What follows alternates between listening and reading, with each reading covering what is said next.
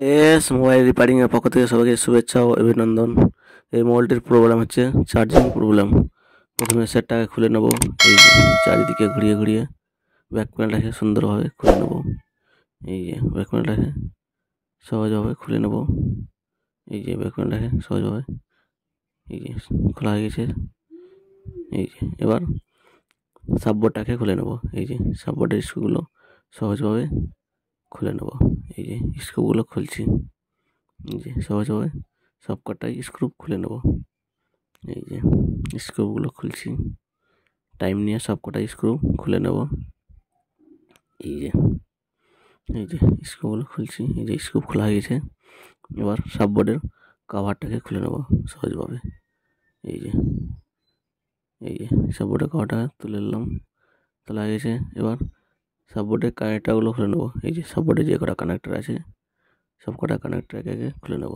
এই যে দুটো কানেক্টার আছে, দুটো কানেক্টার খুলে নিলাম, যে খোলা হয়ে গেছে।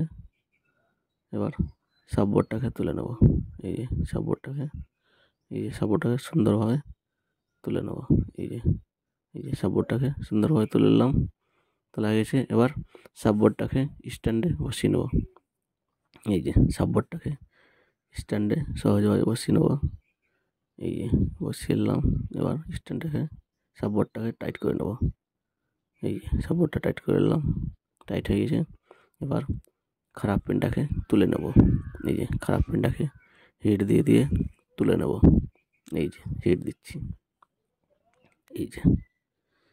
এই যে খারাপ পিনটা তোলা হয়ে গেছে। এই যে এবার একটা নতুন পিন লাগিয়ে নেব।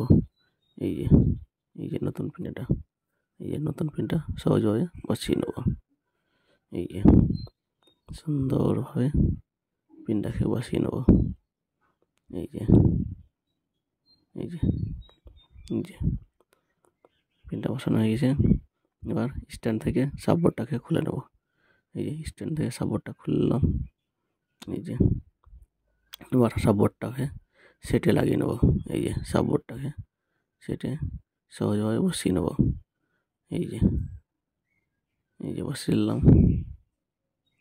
এই যে বসাচ্ছি। এই যে বসানো হয়ে গেছে। এবার কারেন্টওয়ালা লাগিয়ে নিলাম। এই যে কারেন্টওয়ালা লাগাচ্ছি। এই যে কানেক্টর, এই যে সহজভাবে কানেক্টরগুলো লাগিয়ে নিলাম। এই যে লাগানো হয়ে গেছে। এবার সাববোর্ডের কভারটাকে সহজভাবে লাগিয়ে নেব। এই যে সাববোর্ডের কভারটা লাগিয়ে যে এবার স্ক্রুগুলো টাইট করে নেব। যে কটা স্ক্রু খুলেছিলাম সব কটা স্ক্রু সহজভাবে টাইট করে নেব। এই যে স্ক্রুগুলো টাইট করছি। যে টাইম নিয়ে সব কটা স্ক্রু টাইট করে নেব। এই যে স্ক্রুগুলো টাইট করছি। এই যে সব কটা স্ক্রু সুন্দরভাবে টাইট করে নেব। এই যে স্ক্রুগুলো টাইট করছি। এই যে টাইম নিয়ে সব কটা স্ক্রু টাইট করে নেব। এই যে টাইট করছি।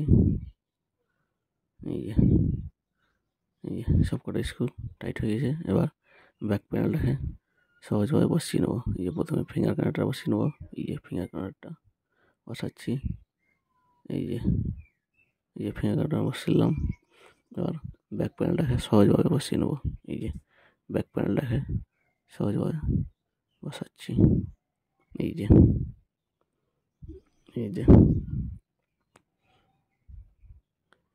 ব্যাক প্যানেলটা বসিয়ে নিলাম। এবার চার্জে লাগিয়ে দেখো। এই যে চার্জারটা লাগাচ্ছি, চার্জ হচ্ছে কিনা। এই যে চার্জ হচ্ছে, লাইট জ্বললো, তার মানে লাগানো সাকসেসফুল।